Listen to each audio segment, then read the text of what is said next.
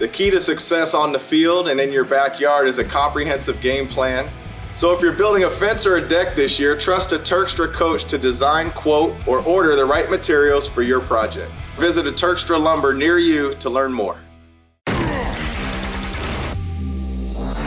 From the Ticats Audio Network, this is the Coach O Show with Luke Tasker.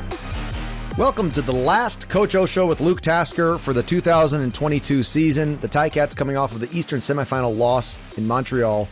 Coach, it's just never easy to end a season without winning that last game. And I can say that the only time I ever won the last game of my season was the year that we didn't make the playoffs. And we won a meaningless game in week 21. Of course, your team was hoping to go to Sask this year, and the loss in Montreal. I'm sure it's still fresh, Coach, but it's tough. No matter how it happens, no matter how you play, it's tough to end the year on the loss. Yeah, it's a terrible feeling. It's definitely not fun. Disappointed. It's a new day. So many things to be proud of. But ultimately, there's one goal. We don't have a desire to compete. We have a desire to win championships. And, there'll be two more teams that are disappointed this week and then another one the week after. And that's what's the beauty of sports. As long as they keep score, there's only going to be one champion. So disappointed, but also proud of a lot of things in a lot of different aspects of the organization and the actual football team. In the Montreal game specifically, it looked for a second there, Montreal got off to a really great start, but it looked like your team was going to make a run and potentially put it together in that third and fourth quarter to come back and gain the lead. Is that sort of one of those games where maybe you just kind of ran out of time? Well, it's easy to, we're always going to be optimistic. I did feel like the momentum was going to turn, and when it did, we were going to have to take full advantage of it. Mm-hmm. And I thought we had an opportunity. We made it an 8-point game there. Yeah. And even though we had a roughing call there, we stopped them on a 3rd and 1, which is just as good as a turnover, giving the offense the ball at, midfield virtually. And we weren't able to capitalize there. Defensively, we got off to a slow start. I thought we really hunkered down in the second half. I know they got 3 at the end, but basically held them to 3 points. Mm-hmm. We weren't good enough in that area in the first half. And I just feel like this is one of those odd games, Luke, where, even when we played together, the emphasis was always, if you're going to win consistently, you better try to win at least 2 out of 3 phases. And in those odd games where you can get 3 out of 3, it's usually a lopsided score. Mm-hmm. And I really felt like we didn't even grasp one of the phases in that game. And, the reasons and that, I thought we were prepared and that sort of thing. We just didn't play well enough to advance. It's really that simple. And when you're not able to dominate, a couple of the phases, you're leaving it up to chance. And we just weren't good enough on that day. Mm-hmm. And I take that to mean, it was tough to find offensive rhythm in the game, of course, especially early on. Yeah, we're just strong believers in, and this, Luke, and I know I keep phrasing it, but it's just not a lot's changed. The game is the game, right? Mm-hmm. And we truly look at things like our offense is playing the other team's offense. Yeah. And our defense is playing the other team's defense and special teams. And I know to some listeners that may just sound completely odd. Like, what do you mean? The offense has got to stop the other team's or be better than the other team's defense. And that is true in essence. But I feel like if the other team scores, the offense job is to match that. And if their defense is stopping our offense, then our defense job is to stop the defense. And that's how you keep things aligned and the process complete. And in my opinion, that's how you prevent division on a football team. Like, you just say, if you're the best defense, then be better than their defense. If you're the better offense, then be better than their offense. Yeah. No, that's made that way of visualizing a football game has always made sense to me. Our offense has to be better than their offense. The special teams is, of course, a really tangible, because your special teams actually does play their special teams, right? Like, on the field. Yeah. So like that analogy really makes sense in the kicking game. And, Montreal had that, sort of more success maybe than any other team in the return game in that semifinal. And then offense, of course, just kind of struggled to find that rhythm. But to me, what stood out was your defense in the second half. I mean, it really was an entirely different looking style. Can you speak to maybe some changes that were made in that game defensively for you? Well, I just think our execution was a little bit better. We did change a couple things internally. The other thing is some guys just made plays, right? And I think we still left plays out there defensively. You know, we had them backed up, and I think they had like a 20-yard run and that sort of thing. And you know, you're asking people to play borderline quote unquote perfect, and that's not going to happen. But sometimes in a game like that, you know, you got to try to flip the momentum. And if that means the defense needs to force a fumble or score a touchdown, or the special teams needs to score a touchdown, you know, you're looking to do that in big games, especially when the consequence is elimination. You know, and offensively, you know, field goals are great, but in this league, you're going to have to score touchdowns.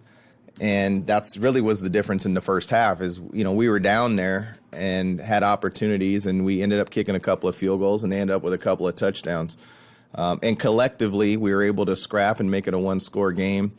And, you know, what I love is you look at that last field goal they kicked, and you look at the get-off of that defense.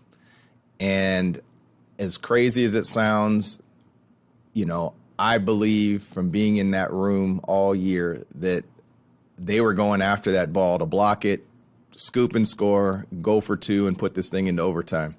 And as fairy tale as that sounds, that's the effort that you saw. Those are things to be proud of. Yeah. As we look back on the season on whole, though it's freshly ended and there's sort of that rawness of the season getting cut shorter than you wanted, but is it easy to identify things on a whole look back on the season that you're proud of? Oh, absolutely. You know, especially after a beyond slow start in the win column. Being in the playoffs, quote unquote, for the last however many weeks, finding our way, being flexible, the resiliency, the response to adversity, the grind of the coaches, the whole organization, the stuff that doesn't show up on game day, the willingness of players to pick up after one another, put their own bag on the truck, coaches chipping in, therapy chipping in, the bond on the road going for team and staff dinners. That's why we were able to do what we could do down the stretch.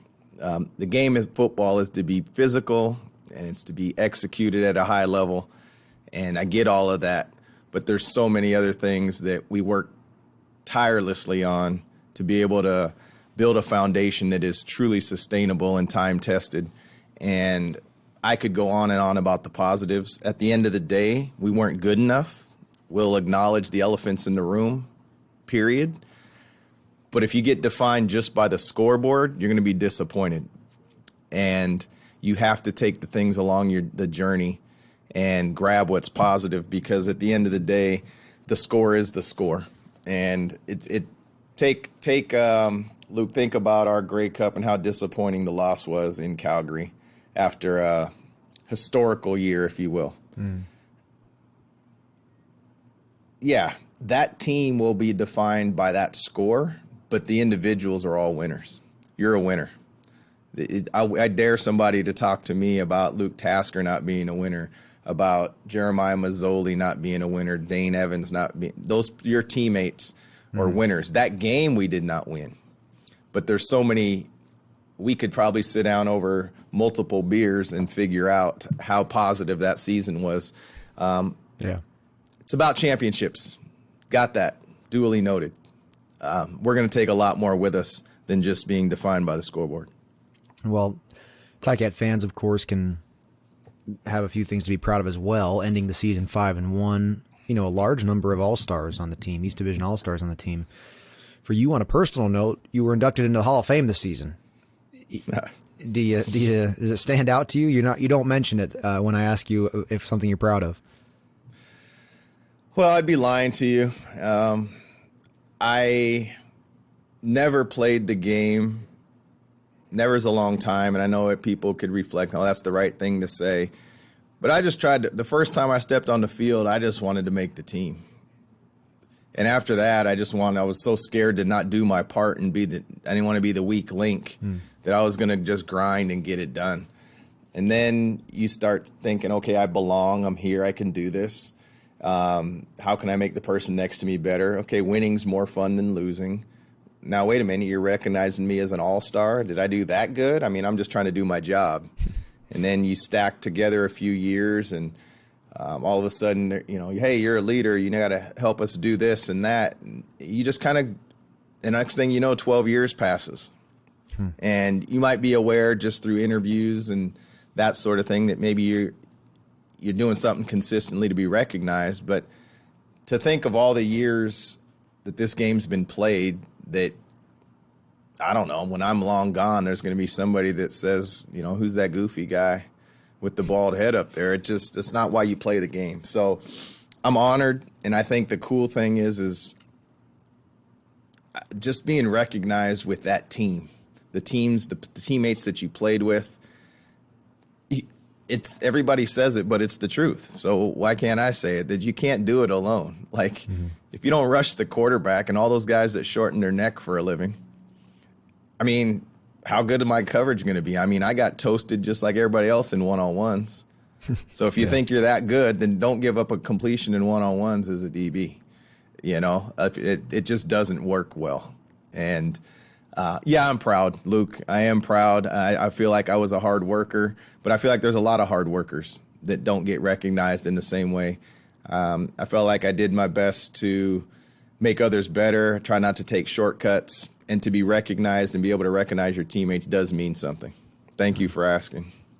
That's really great. That's a great. It makes me think about my own career the way that you described that, and it's really honest and very, very humble, but in an authentic way. And so I appreciate that. That's a interesting recap of a life of football, really.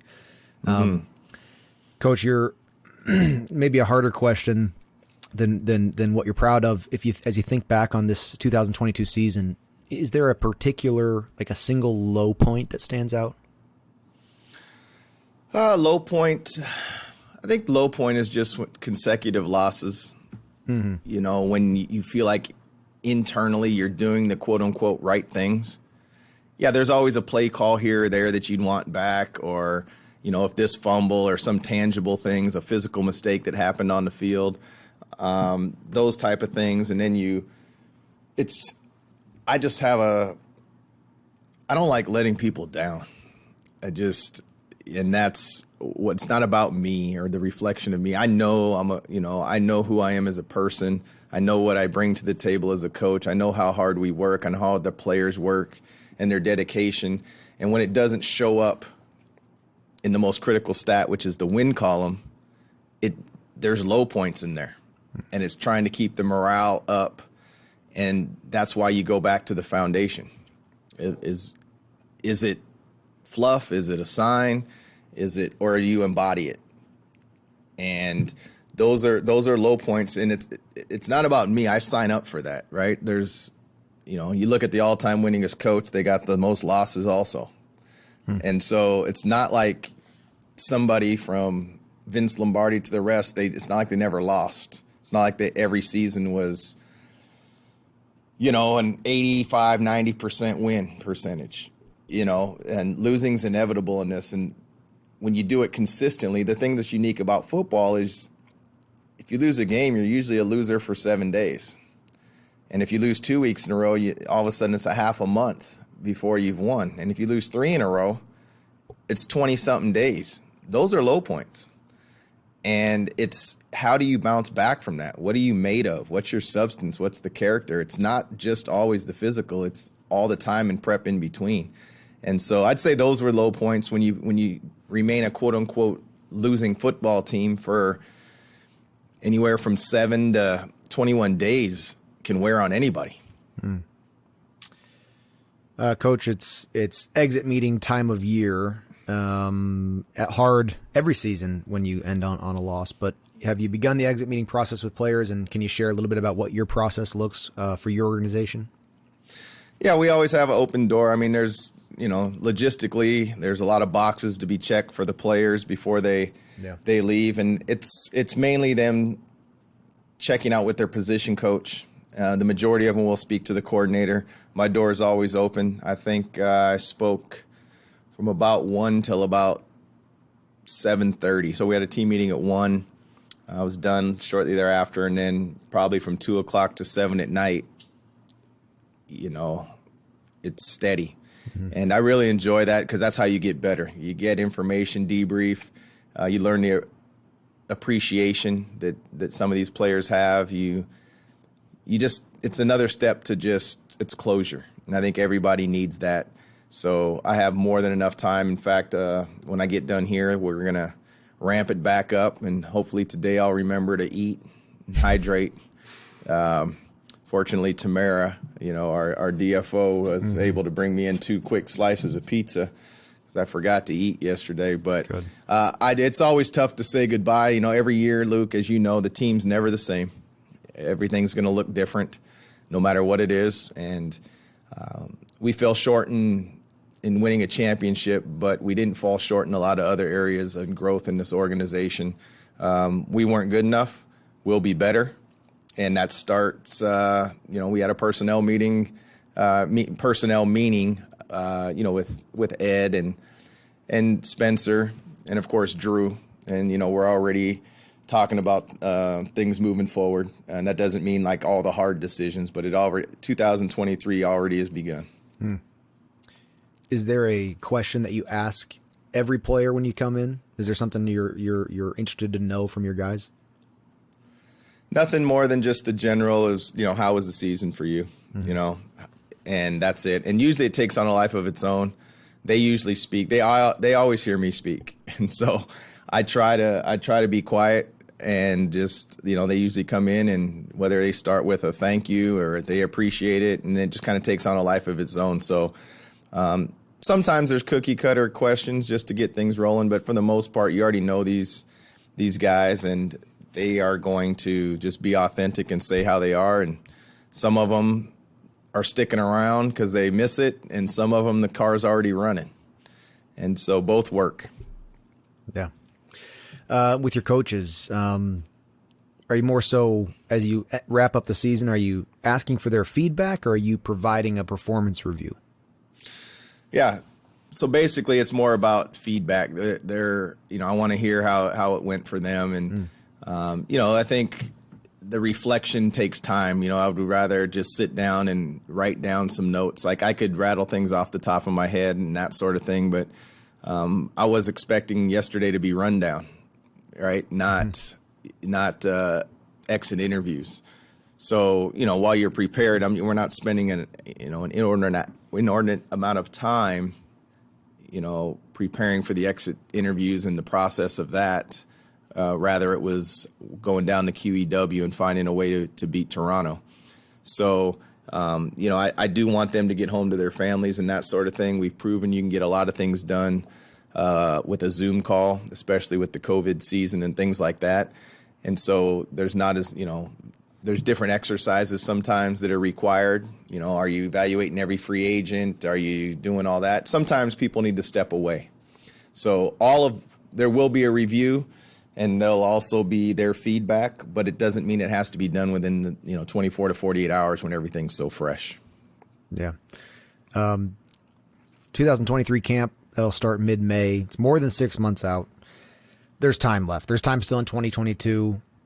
What is your November and December going to look like? Well, this is a little earlier than normal. So Right. To say that I've got it mapped out, I'd be lying to you. But I would say that, you're cleaning up loose ends. You're doing a few things that you're not afforded the time to do, whether it's fine fixtures and details or big picture things. You're just trying to get organized, gather your thoughts. It's awesome. I work obviously very closely with Scott Mitchell, and we'll figure out the direction of the organization and do some strategic things there. and just you're afforded a little bit more time to do things maybe a little bit more thorough than you could if it was rushed, i.e. last year the Grey Cup was late, everything was on fast forward, free agency was there, Christmas was on top of you. It was just a different offseason. This one will be afford a little bit more time. So November, we'll get our stuff in a row. December, we'll roll. And then, I definitely believe in time away. The work-life balance is pretty much an ultimatum and a non-negotiable, as long as they're going to allow me to have a little bit of say-so around here. I think that is equally important. There's a lot of people that make sacrifices in this profession, and to let that go unnoticed is a disservice. Yeah. Coach, let's say you're sat down and you're asked, and maybe you will be asked, let's say you're asked to make a list of the top 3 things the Ticats have to do to win a Grey Cup. What's at the top of your list? Well, we got to take care of the football, and we got to take it away. We managed somehow. I really thought we were going to make history. I didn't even know. I mean, I don't know what we were, minus 22. It's uncharted territory, and I really thought we were going to Saskatchewan. And I don't know if a team had ever done that. I assume that would make history. I don't know if a team's ever been to the playoffs with a minus 22 ratio. That's not something we're proud of, but it tells you the resiliency and how much focused we were down the stretch. And it's really an embarrassing statistic. So I would just start right there, Luke, and not make it bigger, try to come up with the cute answer. And let's take care of the football, and let's get the football. You're going to have to protect the quarterback and get the quarterback, number 2. And I think you got to prevent touchdowns and you got to score touchdowns. I mean, there's other things. I could get you into tangibles about being a physical football team. And, at the end of the day, you got to be healthy too. You're not going to win a ton of games, right? You got to be fortunate in some areas. And I think just look at the teams down the stretch. Football's a unique game that way. But I'd keep it with those 3 things right there. That's going to enable us to give us the best opportunity to win consistently, ultimately winning a Grey Cup in 2023. I love it. And I expect maybe an emphasis on the ball security presentation and training camp. I expect my pictures, both of good and bad, to be in the presentation. I know I have some bad ones with the ball hanging out, and some where I was protecting the football. As a lot of my teammates, I'm sure, will be in that slideshow as well. But Coach, why don't we take a break here? A special thanks to Turkstra Lumber. They've been a fantastic partner, a fantastic sponsor for the Coach O Show with Luke Tasker all year. This episode, like every episode, is presented by Turkstra Lumber. Folks, check out all the products and services that Turkstra has to offer. That's TurkstraLumber.com. And thank you again, Turkstra, for all you've done for the Ticats and the Ticat Audio Network. Coach, we're not going to do a fan question for this last episode. All year, it's been great. The fans have been able to ask you questions, and it's been a really interesting part of our episodes here.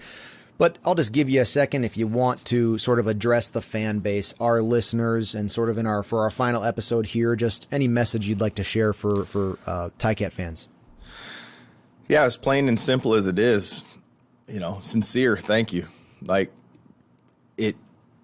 without the fans, that it doesn't go. This is a sports entertainment business. Let's just say what it is. And it's the support, and we do understand that your week sometimes starts off good and bad based off of how the Hamilton Tiger Cats do. We love the passion. We want to win just as much. Hopefully, while there might have been times that you were disappointed when you went to work on Monday, but hopefully whether you watched a road game or you left Tim Hortons Field, you never saw a Tiger Cat team back down. You never saw us get out physicaled. You never saw a team quit. And that's what the city of Hamilton, the pride and tradition of Hamilton Tiger Cat football represents. So hope that you're proud of the effort. We know that it's time. It's time. It's past time for a championship. That's duly noted. We understand that, but we have to stay the process and the course. And hey, every fans have a right. It's short for fanatic. Last time I checked, And you got to love that about the CFL in general. I love that about Hamilton. Everybody's entitled to their opinion and critiques. And that just, to me, is just passion. And just know that our passion burns in between these walls the same way. We never take a practice field not trying to get better. We never approach a game hoping to win or trying to compete. We're expecting to win. And so, yeah, to Ticat Nation, thank you for your support. I asked you to stick with us post-game. I felt like you did that. And we don't ever not feel supported. So thank you very much.